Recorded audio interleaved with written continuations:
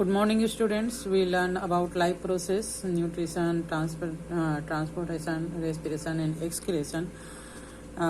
Yesterday we learned about activities. Some activities we doing some activities about photosynthesis.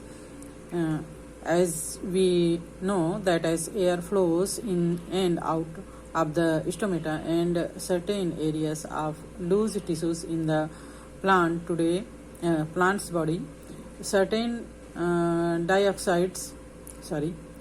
carbon dioxide in the air flowing in is utilized by the cell carrying out photosynthesis. हमने photosynthesis के कुछ activity किया था जिसमें हमने एक beaker लेकर उसमें हाइड्रिला का पौधा डाला था और फोटोसिंथेसिस की क्रिया का अध्ययन किया था, जिसमें हमने देखा कि पौधे जो है वो फोटोसिंथेसिस के दौरान एटमॉस्फेयर से कार्बन डाइऑक्साइड गैस लेते हैं और वाटर और कार्बन डाइऑक्साइड के थ्रू जो है वो कुछ केमिकल रिएक्शन के थ्रू अपना जो भोजन है, फूड है, वो प्रिपेयर करते हैं कार्बनिक ऑर्गेनिक कंपाउंड्स के रूप में. Using the information so far, if we try to write an equation for photosynthesis, it could be. हमने इसका जो रिएक्शन है फोटोसिंथेसिस का उसको देखा है. यहाँ पर जो है कार्बन डाइऑक्साइड और वाटर जो है कंबाइंड होते हैं और CnH2O यानी C6H12O6 और इसी प्रकार का जो भी कार्बनिक कंपाउंड है और ऑक्सीजन गैस जो है वो एटमॉस्फेयर में रिलीज होता है. यहाँ पर N जो है वो रिप्रेजेंट्स नंबर ऑफ मॉलिक्यूल्स होता है, बनता है. ये जो है वो फोटोसिंथेसिस का रिएक्शन है. What will be the equation when the value of N is 6. अगर N की वैल्यू 6 हो तो ये बन जाएगा C6H12O6 plus 6O2. Okay, what is the carbon compounds formed. Carbon compound क्या बना रहा है यहाँ पर, कार्बनिक कंपाउंड बना रहा है ना, मतलब कार्बन जो है वो क्या बना रहा है, कार्बनिक कंपाउंड बना रहा है, organic compound. Okay, we have studied about the equation of respiration in the previous section of this chapter.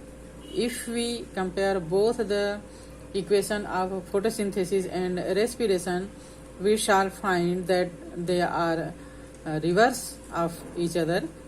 Carbon compounds and oxygen are product in photosynthesis while they are reactant in respiration.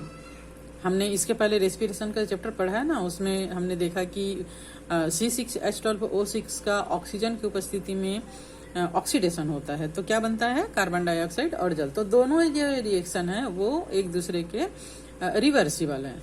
ठीक है, carbon dioxide और जल जो है मिलकर C6H12O6 plus oxygen बनाते हैं और C6H12O6 का ऑक्सीजन की उपस्थिति में ऑक्सीडेशन होता है जिससे फिर से कार्बन डाइऑक्साइड और जल बनते हैं.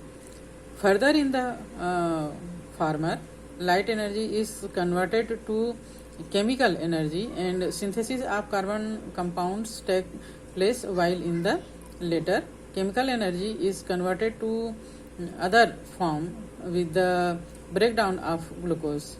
This energy is utilized in running life process. ठीक है, यहाँ पर जो फूड कंपाउंड के रूप में हम कार्बनिक पदार्थ ले रहे हैं C6H12O6, वो सेल के माइटोकॉन्ड्रिया में जाकर इसका ऑक्सीजन की उपस्थिति में जब रेस्पिरेशन होता है तो इससे जो एनर्जी फॉर्म होता है वो लाइफ प्रोसेस को रनिंग करने के लिए जरूरी है, मतलब लाइफ को चलाने के लिए जरूरी है. हर जीवों को कार्य करने के लिए एनर्जी की जरूरत पड़ती है जो एटीपी ऊर्जा के रूप में माइटोकॉन्ड्रिया में बनता है और ये जो है वो इसी कार्बनिक कंपाउंड के ऑक्सीडेशन के फलस्वरूप, टूटने के फलस्वरूप, जो कि कार्बन डाइऑक्साइड और जल के रूप में पूरी तरह टूटता है, जो फोटोसिंथेसिस का रिवर्सिबल रिएक्शन है, उसी के थ्रू प्राप्त होता है.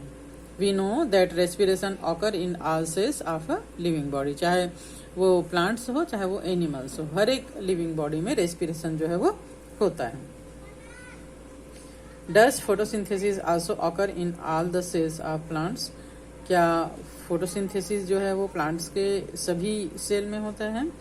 No, it is occur only where chlorophyll is present. ये प्लांट्स के उन्हीं सेल में होता है जहाँ पर क्लोरोफिल प्रेजेंट होता है। इवन जो नया तना होता है, newborn stem, leaf, birds etcetera. Research in this discussion had started in the 19th century. 19th century में इसके बारे में रिसर्च प्रारंभ हुआ। It was observed that it occurred only in those cells that contained chloroplast. Okay? तो observation से पता चला कि फोटोसिंथेसिस का जो क्रिया है, रिएक्शन है, वो वही होता है जहाँ पर क्लोरोप्लास्ट होता है। The green pigments in chloroplast was named chlorophyll about this time. इस समय हम क्लोरोप्लास्ट को क्लोरोफिल के रूप में, ग्रीन पिगमेंट होता है ये, के बारे में जानते हैं। After the invention of the electron microscope and advancement of staining technique in the 20th century, the internal structure of chloroplast could be observed.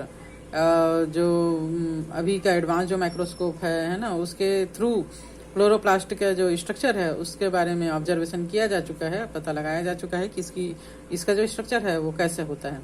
The study of reaction sites was also possible. इसके अंदर जो reaction चलता है photosynthesis का, उसका जो cycle का पथ जो होता है उसके बारे में भी पता लगाया जा चुका है। Scientist used staining technique and observed that oxygen was produced by breakdown of water molecules only in the presence of light. Photosynthesis की क्रिया में, है ना, जो रिएक्शन है, साइंटिस्ट ने ऑब्जर्व किया है कि जो ऑक्सीजन रिलीज होता है एटमॉस्फेयर में, मुक्त होता है, वो वाटर मॉलिक्यूल्स के टूटने के कारण होता है जो लाइट के प्रेजेंट में होता है। इसके लिए सनलाइट या सूर्य का प्रकाश जरूरी है। Half the number of water molecules used in photosynthesis is expelled as product. Now we may show the formation of glucose in photosynthesis by the following equation. यहाँ पर इक्वेशन दिया हुआ है। इस इक्वेशन के थ्रू हम फोटोसिंथेसिस का जो क्रिया है उसको हम देख पा रहे हैं। 6 molecule carbon dioxide plus 12 molecule H2O chlorophyll के अंदर सनलाइट के प्रेजेंट में C6H12O6 बन रहा है और 6 मॉलिक्यूल ऑक्सीजन एटमॉस्फेयर में रिलीज हो रहा है जो वाटर कंपाउंड के जो वाटर मॉलिक्यूल है उसके ब्रेकडाउन के कारण बनता है और 6H2O जो है वो इस रिएक्शन में फिर और बचता है। ठीक है, तो इस जो क्रिया है उसको स्टोमेटा का जो स्ट्रक्चर है और उसके अंदर होने वाला जो रिएक्शन है उसको हम नेक्स्ट लेक्चर में पढ़ेंगे।